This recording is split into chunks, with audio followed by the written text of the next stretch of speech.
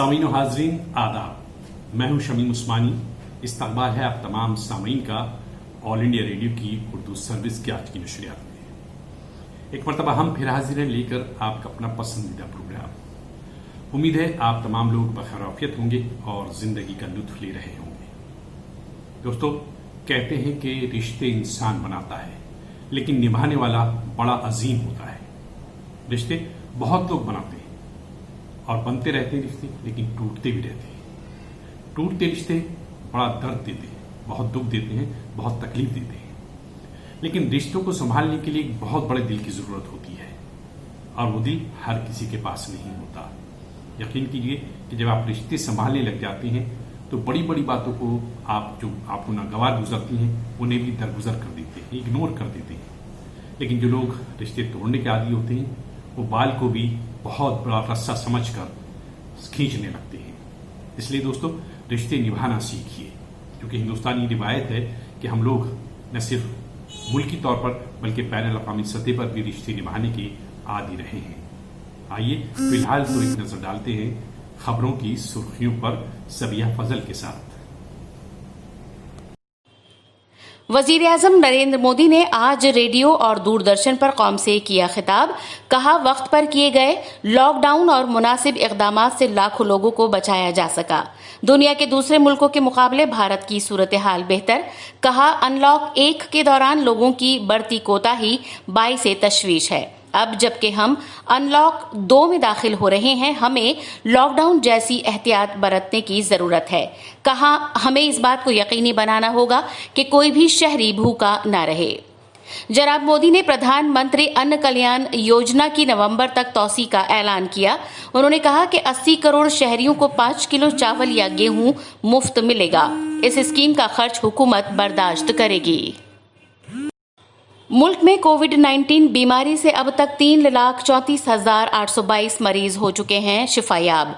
गुज़श्ता 24 घंटों के दौरान मुल्क में 2,10,292 लोगों की हुई कोविड-19 की जांच। जम्मू कश्मीर के अनंतनाग में सिक्योरिटी फोर्सेस के साथ तसादुम में 2 दहशतगर्द हलाक। पाकिस्तान ने बारामूला जिले के लोगाम सेक्टर में एक बार फिर की जंगबंदी की खिलाफ वर्जी। अनलॉक 2 कल से शुरू होगा।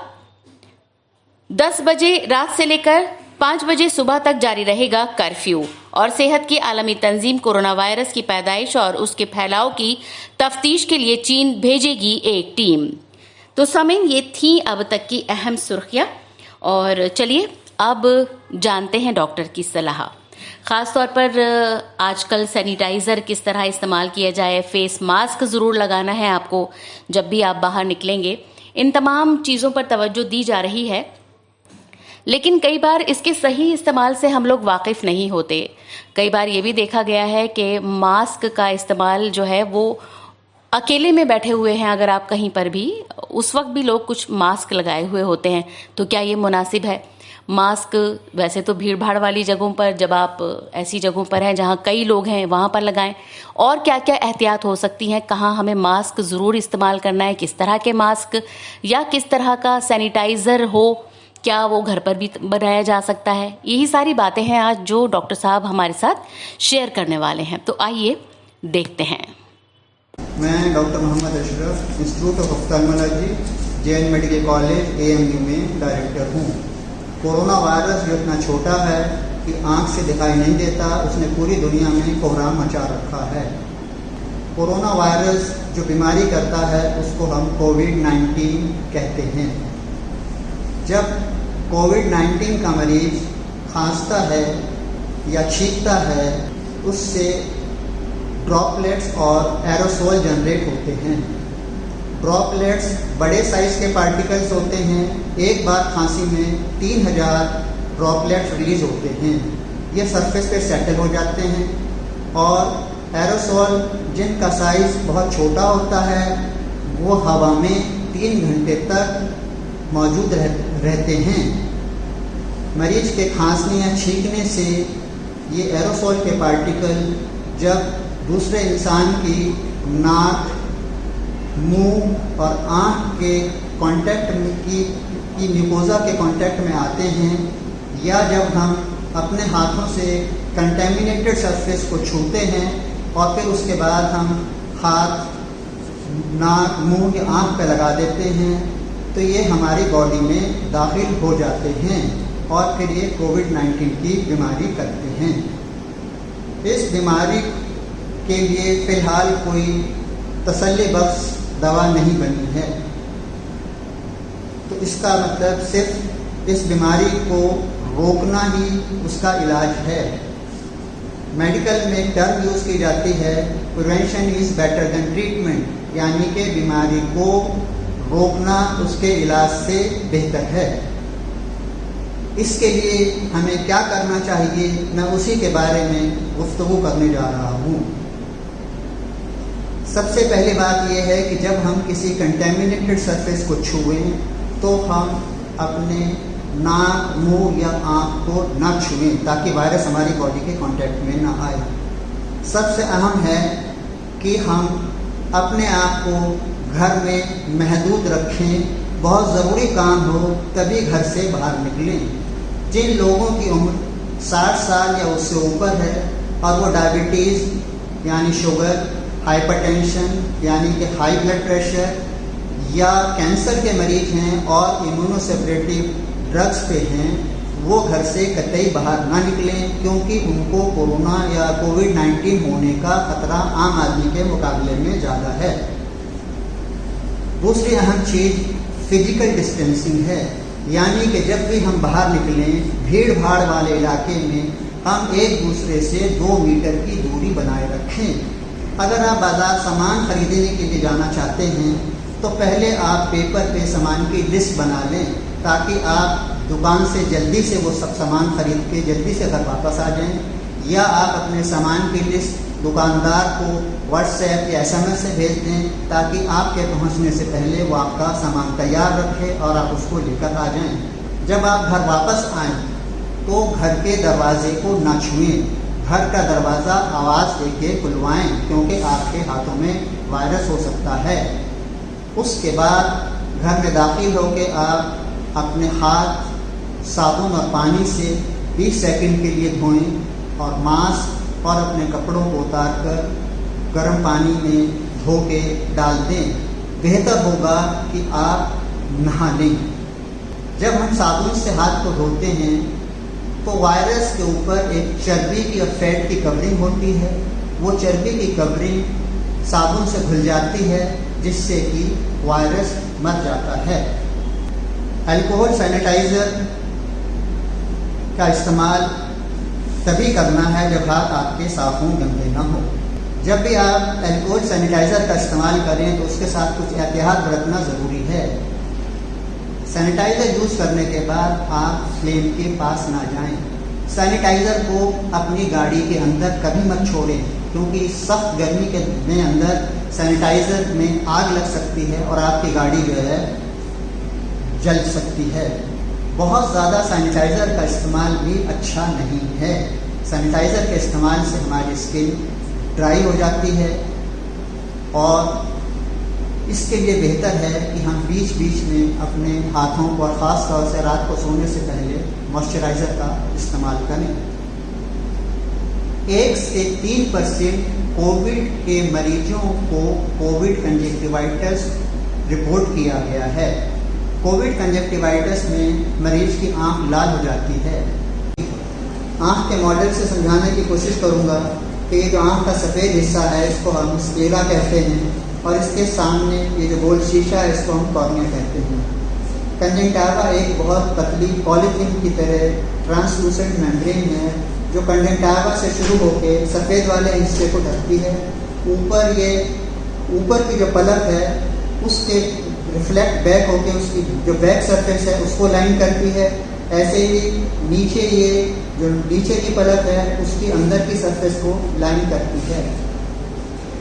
कोरोना और कोविड कंजक्टिवाइटिस में ये कंजक्टिवा लाल हो जाता है, यानी कि आँख का जो सफ़ेद वाला हिस्सा है वो हमको लाल दिखता है और दोनों पलकों के अंदर के हिस्सा भी हमको लाल दिखाई देता है। इसके साथ साथ मरीज को आँख से पानी बहता है और उसकी पलकें सूज जाती हैं। इसको हम पिंक आई भी कहते हैं। पिंक आई होने का मतलब ज़रूरी नहीं कि ये कोविड कंजक्टिवाइटिस है।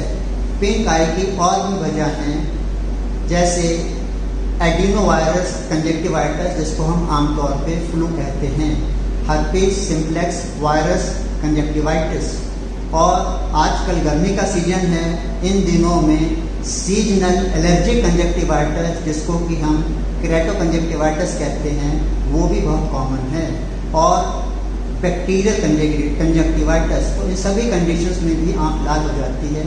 तो अगर आपकी आँख लाल हो जाए तो बेहतर है कि आप आँख के डॉक्टर को कंसल्ट करें और उसके हिसाब से अपना इलाज करवाएं।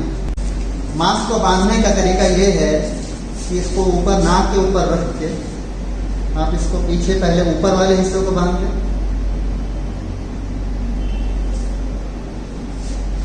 और उसके बाद नीचे वाले हिस्से को बांध दें।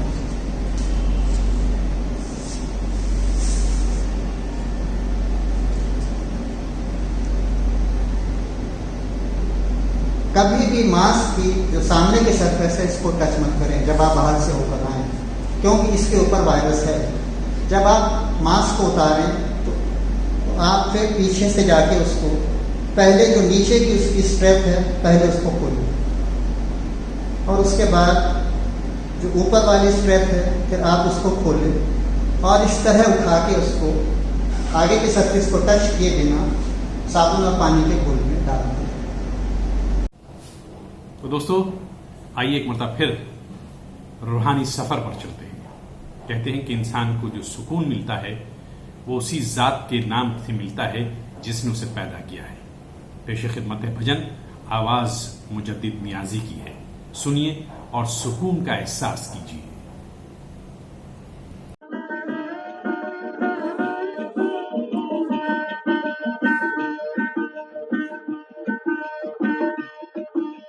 प्रभु जी मैं अर्ज करूं मेरो बेड़ो लगायो पार, मेरो बेड़ो लगायो पार।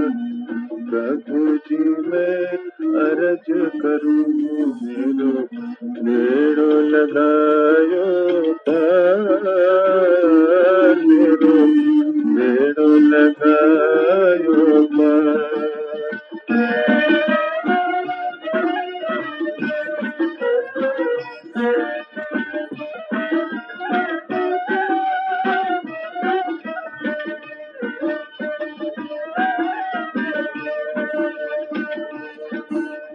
प्रभु जी मैं अर्ज करूं मेरो बेड़ो लगायो पार, मेरो बेड़ो लगायो पार।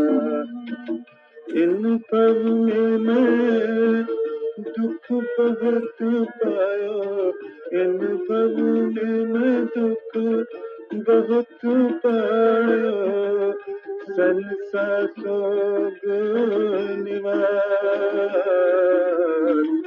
संसा सोग निवार। प्रभु जी मैं अर्ज करूं मेरो बेड़ो लगायो पार, मेरो बेड़ो लगायो पार।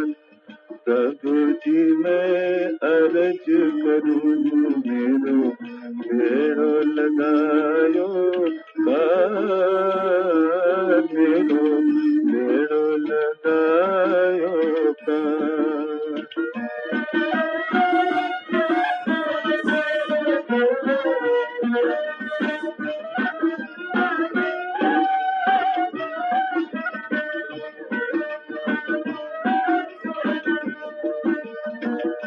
अष्ट कर्म की तलब लगी है, अष्ट कर्म की तलब लगी है। दूर करो दुख भार, बेड़ो लगायो पार। प्रभु जी मैं अर्ज करूं मेरो बेड़ो लगायो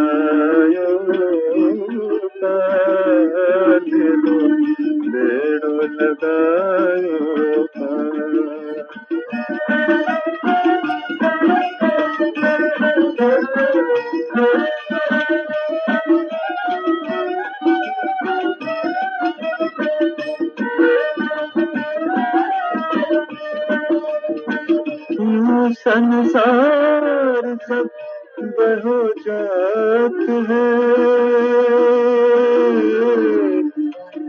यूं संसार सब बहो जात है। 184 धार, 184 धार। मीरा के प्रभु गिरधर नागर, मीरा के प्रभु गिरधर नागर, आवा गमन निवार, मेरो बेड़ो लगायो पार। प्रभु जी मैं अर्ज करूँ, मेरो बेड़ो लगायो पार, मेरो बेड़ो लगायो पार। दोस्तों, कहते हैं कि आज सोशल मीडिया का दौर है। मुख्तलिफ ज़राए अबलाग हमारे सामने मौजूद हैं, मुख्तलिफ चैनल्स हैं, मुख्तलिफ तरीके हैं हमको अपडेट करने के लिए।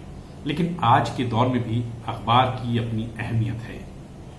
अखबार, ये सहाफत जो कहें जी कि प्रिंट मीडिया का क्या किरदार है आज के मौजूदा दौर में, ये हमें बता रहे हैं रोजनामा इनकलाब की रेसिडेंट एडिटर डॉक्टर मोहम्मद यामीन अंसारी। मुअज़्ज़िज़ सामीन और हाज़रीन आदाब, आज हमारी गुफ्तगू का मौजू है मौजूदा दौर में प्रिंट मीडिया का किरदार। ज़राए अबलाग या मीडिया का किरदार किसी भी मुल्क में बिगाड़ पैदा करने या उसे संवारने में अहम होता है, या यूं कह लें कि उसके हमारी जिंदगी पर बहुत से मुस्बत और मनफी असरात मुरतब होते हैं। आज के दौर में ज़राए अबलाग जिंदगी का अहम तरीन हिस्सा बनता जा रहा है। किसी भी मुल्क का मीडिया उस मुल्क के मुआशरे की इस्लाह करता है, उसके जरिए हम किसी भी मुल्क के मुआशी हालात को यकसर तब्दील कर सकते हैं और उसके सही इस्तेमाल से हम मुआशरे में बेहतरी ला सकते हैं। लेकिन मीडिया की ताकत का गलत इस्तेमाल किसी भी मुल्क के हालात और मुआशी निज़ाम को दरहम बरहम भी कर सकता है। मीडिया एक ताकत है और इस ताकत को लोगों में शऊर बेदार करने के लिए इस्तेमाल किया जाए, न कि लोगों को गुमराह करने के लिए किया जाए। ज़राए अबलाग की वसअत और अहमियत से इनकार मुमकिन नहीं है, लेकिन अबलाग को पेशावराना और समाजी तकाज़ों से मावरा नहीं होना चाहिए, वरना आजकल हमारे ज़राए अबलाग में आज़ादी राय के नाम पर और मखसूस लोगों के लिए जिस तरह माहौल साजी की जाती और राय आम हमवार की जाती है, वो अफसोसनाक है। जब हम मीडिया की बात करते हैं तो उसमें मुख्तलिफ ज़राए शामिल होते हैं, जिनके जरिए कौमी और बैनुल-अक़वामी सतह पर होने वाली हर छोटी बड़ी हलचल और आम लोगों तक पहुंच जाती है। इनमें अखबार, रेडियो, टेलीविजन और आजकल इंटरनेट ने इस काम को बहुत आसान कर दिया है, लेकिन इसके बावजूद अखबारात का अपना एक अहम मकाम है। 17वीं सदी में अखबार पहली मरतबा मंज़िर-ए-आम पर आया, जिसके 2 साल बाद रेडियो आया तो लोगों ने कहा कि अब अखबार खत्म हो जाएंगे, लेकिन अखबार भी रहा और रेडियो भी। दूसरी जंग अजीम के दौरान टेलीविजन आया तो कहा जाने लगा कि अखबार और रेडियो दोनों खत्म हो जाएंगे और सब कुछ टीवी के पास चला जाएगा। चंद दहाइयों कबल जब इंटरनेट आया तो कहा गया कि अब सब खत्म हो जाएगा, लेकिन आज भी अखबार की अहमियत और इफादियत बरकरार है, ताहम स्पीड ऑफ चेंज बहुत तेज है। एक अंदाजे के मुताबिक मुल्क में मुख्तलिफ ज़बानों में शाये होने वाले 1 लाख से ज़ायद अखबारात और जराइद रजिस्टर्ड हैं। इनमें 60% इलाकाई अखबारात भी हैं। ये तादाद कोई कम नहीं है। आज भी अगर आप मेट्रो शहरों से लेकर कस्बों और गांवों तक चले जाएं, अखबारात के कारी हर जगह मिल जाएंगे। हमारे जहनों में अक्सर ये सवाल गर्दिश करता रहता है कि इलेक्ट्रॉनिक मीडिया और इंटरनेट के इस दौर में प्रिंट मीडिया की ज़रूरत और अहमियत शायद बाकी न रहे। इसके साथ साथ बाज़ औक़ात हमारे जहनों में ये सवाल उठने लगता है कि इलेक्ट्रॉनिक मीडिया के इस वसी और अरीज़ जाल में, जिसने घर घर और हर फर्द की जेब में अपनी जगह बना ली है और लोगों के दिलो दिमाग को इस मजबूती से जकड़ लिया है कि सोचने समझने की सलाहियत ही मफकूद हो चुकी है। ऐसे मौके पर प्रिंट मीडिया की हद तक कोई कोशिश करना बेसूद और कारगर मालूम नहीं होता, लेकिन हकीकत इसके बरक्स है। इसकी मिसाल ये है कि आज मुख्तलिफ ज़बानों के अखबारात के क़ारीन की तादाद लाखों से लेकर करोड़ों तक है। ये सोचकर कि अब प्रिंट मीडिया का दौर बाकी नहीं रहा, अब सिर्फ वही कुछ पढ़ा, सुना जाता और समझा जाता है जो टीवी, मोबाइल, रेडियो या सोशल मीडिया के तवस्सुत से हम तक पहुंचता है। और कुछ तो यहाँ तक कह जाते हैं कि अब इलेक्ट्रॉनिक मीडिया की बड़ी मछली प्रिंट मीडिया की छोटी मछली को खा जाएगी। इस रविश की सबसे बड़ी वजह यह है कि हम दौरे हाजिर में प्रिंट मीडिया की अहमियत और उसकी अफरादियत और वसअत से नावाकिफ हैं और सिर्फ इसी होल में घूम रहे हैं जो हमारे सामने है, जबकि हकीकी सूरत हाल से अक्सर नावाकिफ हैं, क्योंकि आलमी मीडिया का एक बहुत बड़ा हिस्सा इस वक्त भी प्रिंट मीडिया पर मुश्तमिल है, बल्कि इसी के जरिए वो अपनी बहुत से इदारों और मुख्तलिफ नजरियात और तहरीकात की तर्जुमानी कर रहे होते हैं, जिसकी पुष्टपनाही बड़ी बड़ी न्यूज एजेंसियां कर रही हैं। प्रिंट मीडिया और मतबूआत की खुसूसियत यह है कि उसके असरात गहरे और देरपा होते हैं। मुआशरे के मुख्तलिफ तबकात से वाबस्ता लोग उनको पढ़ते हैं, मुस्तफ़ीद होते हैं, गौर व फिक्र का मौका ज़्यादा रहता है। दोबारा सहबारा पढ़ा लिखा जा सकता है, पढ़ने वाला उसको बिला वास्ता समझ सकता है, सकाफती और इज्तमाई वहदत पैदा होती है। इस एतबार से ये रसायल और अखबारात पैगामात और मकासद को दिलो दिमाग में पेवस्त करने में ज़्यादा अहम और बुनियादी किरदार अदा करते हैं। इसीलिए कि एक पैगाम को जब तक तकरार और मुतादिद तरीक़ों से पेश किया जाता है तो वो ज़रूरी असरअंदाज होते हैं।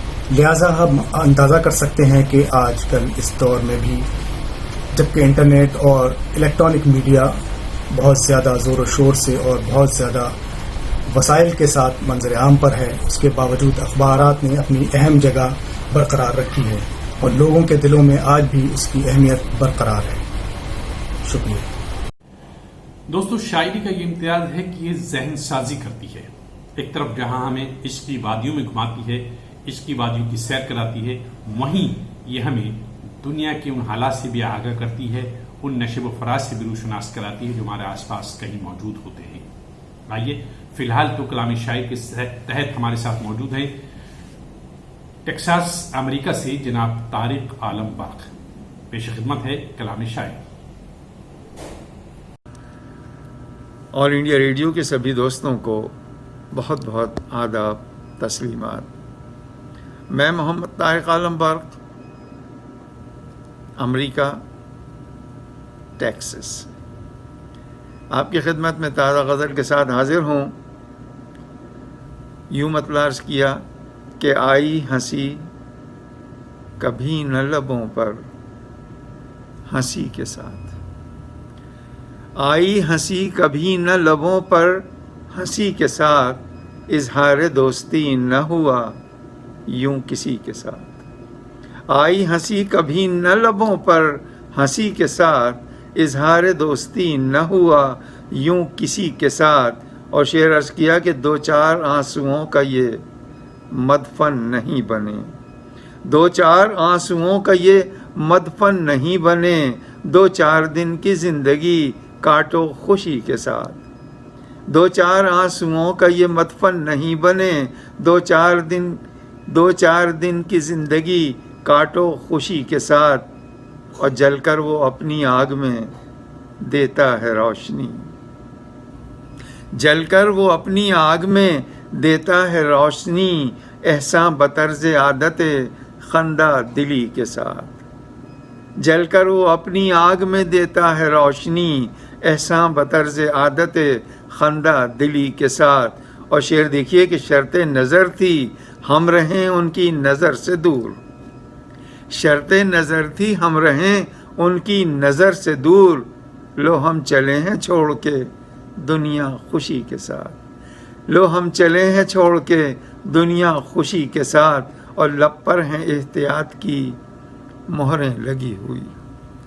अर्ज़ किया कि लब पर हैं एहतियात की मोहरें लगी हुई, लब पर हैं एहतियात की मोहरें लगी हुई, रहता है मेरा ज़ौक़ सुखन सादगी के साथ, लब पर हैं एहतियात की मोहरें लगी हुई, रहता है मेरा ज़ौक़ सुखन सादगी के साथ। और शेर एक हकीकी सा हुआ था दोस्तों कि जितनी हकीकतें थीं वो सब ख्वाब हो गईं, जितनी हकीकतें थीं वो सब ख्वाब हो गईं, माँ की कमी का ज़ख्म रहा ज़िंदगी के साथ। जितनी हकीकतें थीं वो सब ख्वाब हो गईं, माँ की कमी का ज़ख्म रहा ज़िंदगी के साथ। और मक्ता इजाज़त चाहता हूँ मक्ते के साथ कि ताउम्र हो सकी मेरी पहचान न शायरी, ताउम्र हो सकी मेरी पहचान न शायरी, ताउम्र यूं तो बरक़ रहे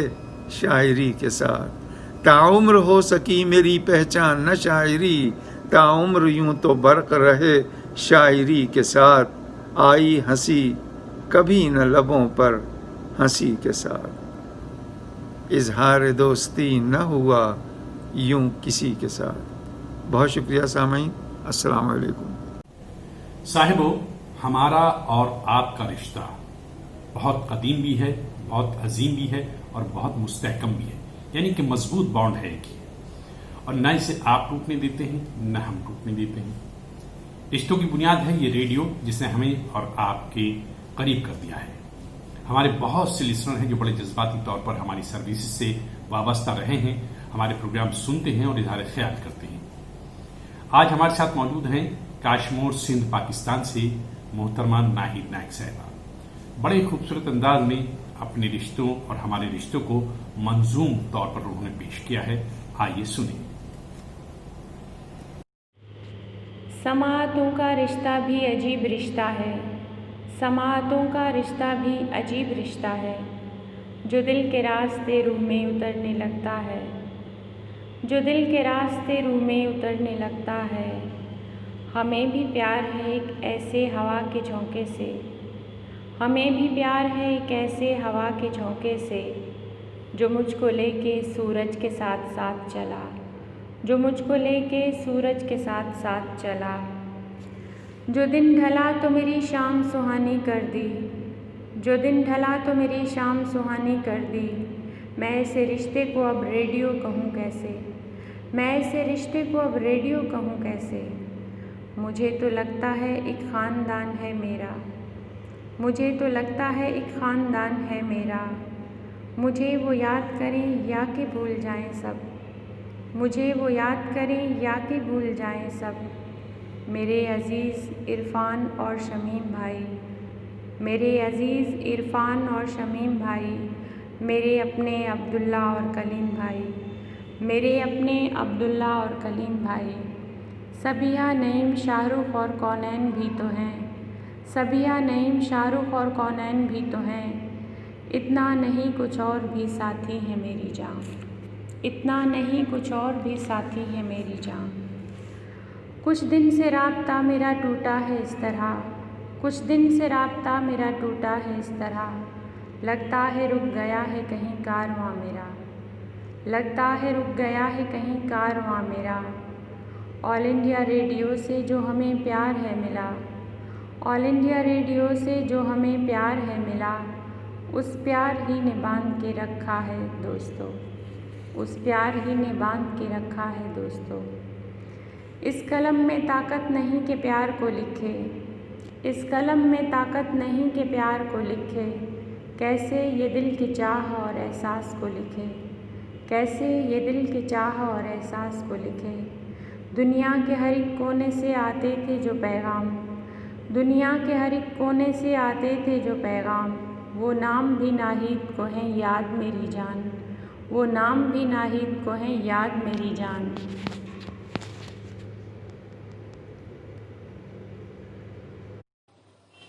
तमाम सुनने वालों को सबिहा का पुरखुलूस आदाब, नमस्ते नमस्ते।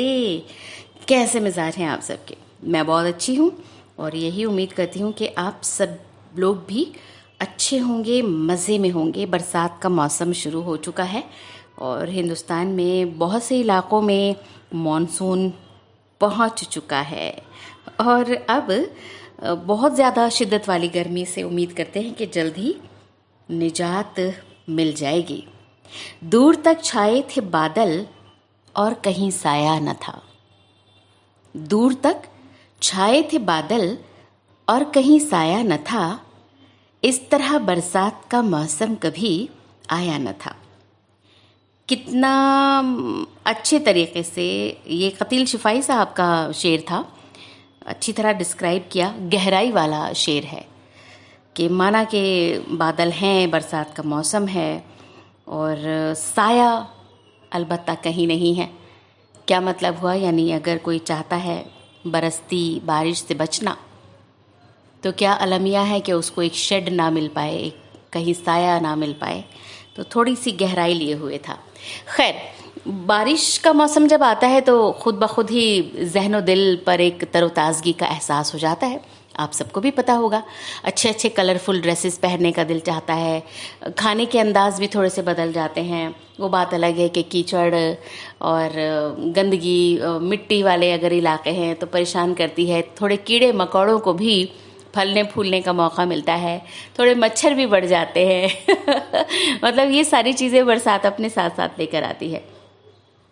लेकिन वही वाली बात मैं कहूँगी कि ये सारी चीज़ें भी देखिए बरसात की सौगातें हैं, इनका भी उसी तरह खैर मकदम करना चाहिए, उतनी ही खंदा पेशानी के साथ जिस तरह हम बरसात के मौसम को करते हैं। बहुत एहतमाम होता है। अच्छा, बरसात के मौसम में ना कई परेशानियां हमें स्किन की भी हो जाती हैं, क्योंकि मॉइस्चराइज्ड मतलब मॉइस्चर इस कदर होता है हवा में, नमी इतनी होती है कि एक तो बहुत पसीना होता है, बहुत ज़्यादा पसीना आता है। और धूप अगर बीच बीच में आती है तो इतनी शिद्दत की होती है कि स्किन जो है वो काली पड़ने लगती है, सनबर्न होने लगते हैं। कई बार घमोरियाँ होती हैं, दाने निकलने लगते हैं, बरसाती दाने या मौसमी उनको कहा जाता है। कभी खारिश हो जाती है, कुछ लोगों को एलर्जी होती है कि इस मौसम में ख़ास तौर पर जो उनकी उंगलियां हैं, उंगलियों के बीच का जो हिस्सा है वो होता है। और सारे टिप्स भी हम खैर आपको बताते ही हैं। आज तो मैं आपको ये बताने वाली हूँ, ये मेरी प्यारी बहनों के लिए नहीं है, आप सब ही के लिए है, क्योंकि स्किन की देखभाल तो सबके लिए ज़रूरी है। हर कोई चाहता है कि उसका जो रंग है, जो जिल्द है, वो साफ़ सुथरी हो, चमकदार हो। तो ऐसे में जो कच्चा दूध है, रॉ मिल्क जो है, वो आपके लिए बहुत फ़ायदेमंद हो जाता है। स्किन को हेल्दी रखता है। मुलायम रखने के लिए आप कच्चे दूध का इस्तेमाल कर सकते हैं। कई अलग अलग तरीक़ों से भी आप उसको इस्तेमाल कर सकते हैं, मतलब कुछ मिक्स करके, जैसे मुल्तानी मिट्टी के साथ पैक बना लिया, उसे लगा लिया।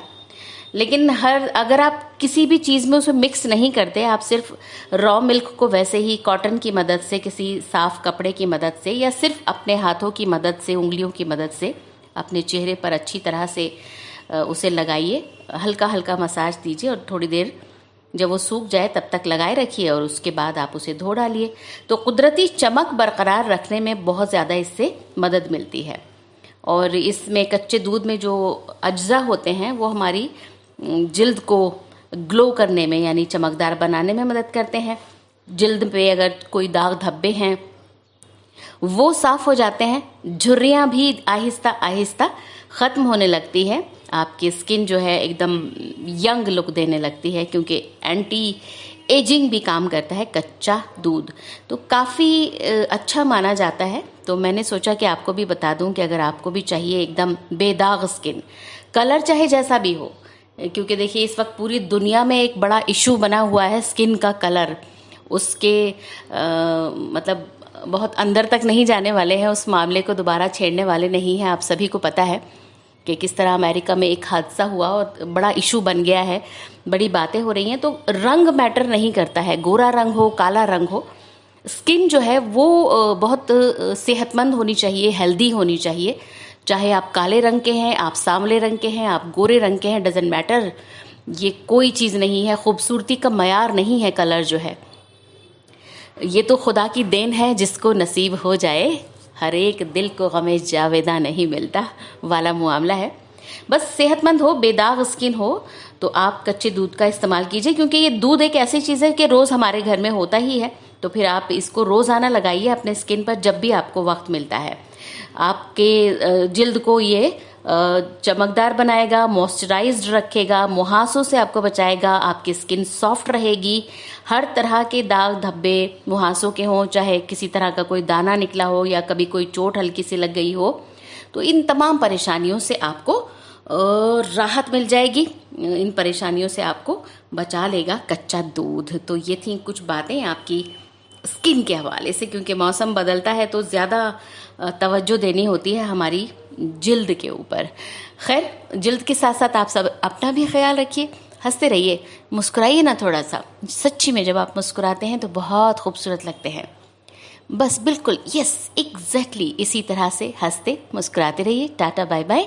प्रोग्राम का वक्त भी अब ख़त्म हो रहा है, तो मैं सबीहा अपनी पूरी टीम की तरफ से आप सबसे आज का ये प्रोग्राम ख़त्म करने की इजाज़त चाहती हूँ। खुदा हाफिज़।